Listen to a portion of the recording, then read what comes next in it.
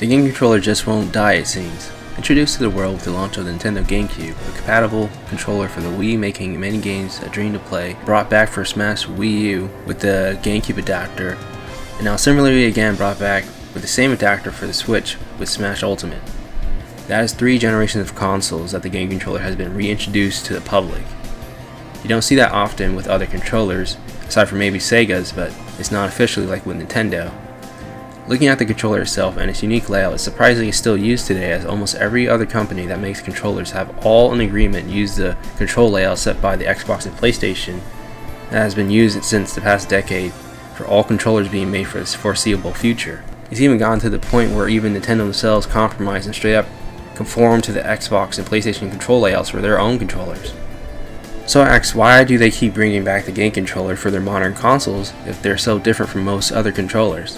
The most obvious answer is that it's heavily associated with the Super Smash Bros. Series, and that a lot of players have a hard time playing without it, or just like the nostalgia of being able to play with this said controller. While the sales of these controllers paint the case this way, I also have to ask, why has there been no modifications to accommodate the modern gaming landscape? Let's look at the controller again and compare it to the common modern day controller.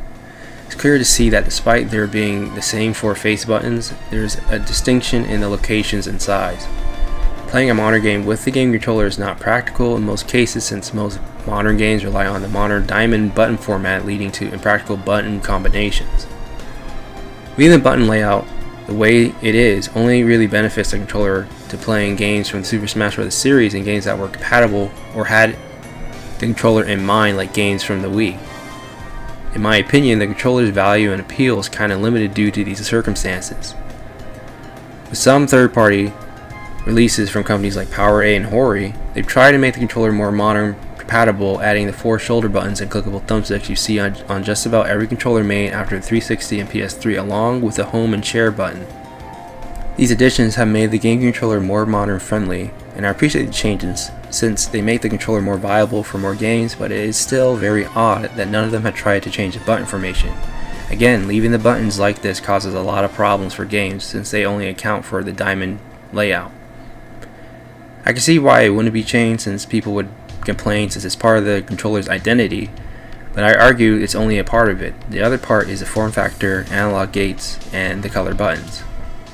I could see a GameCube controller with the diamond-shaped format that even Nintendo started to use again being received very well, since it'd just be a game controller, but now it can be played and used for practically any game now. I can even see it as Nintendo's new flagship controller, yet none exists, and that is a shame. I just don't understand why nobody has been bold enough to make a controller like I'm describing.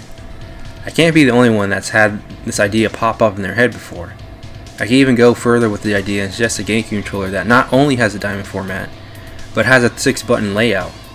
Now, before you call me crazy, just think about it for a few seconds.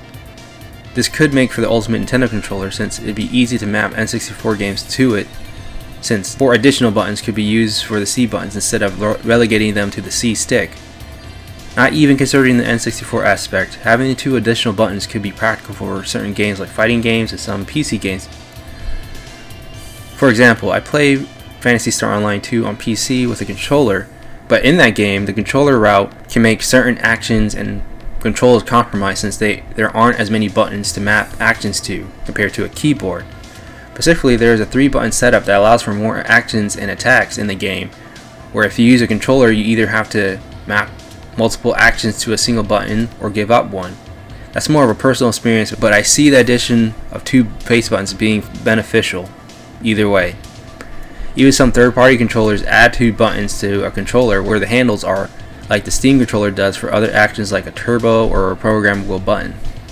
The only reason I can think of why there aren't more controllers that have more than 4 face buttons are that it can look intimidating. Just look at how many people hate the N64 controller just before its design, and because it has 3 handles. Even still, it's baffling that not even a third-party controller maker has tried to make something like this, which is surprising considering some of the ones already out on the market. Don't get me wrong, I like the Pro controller aside from the D-pad, but it lacks any Nintendo charm or feel like the Wii U Pro controller had, making it feel like a generic wireless Android controller rather than a Nintendo controller. Having this ultimate Nintendo controller with the GameCube form factor would set Nintendo apart from the rest of the crowd instead of just fitting in. It's just a missed opportunity that no one has really capitalized on the potential of the GameCube controller's form factor, limiting it to just only Smash fans and people who have heavy nostalgia for the console, considering it has been brought back from the dead so many times. I mean, if we're going to bring back a classic controller for 3 generations, you might as well make some modifications for the console it's going to be used on, not just for one game. I don't know. Maybe the world just isn't ready for that yet, but we'll never know until someone tries.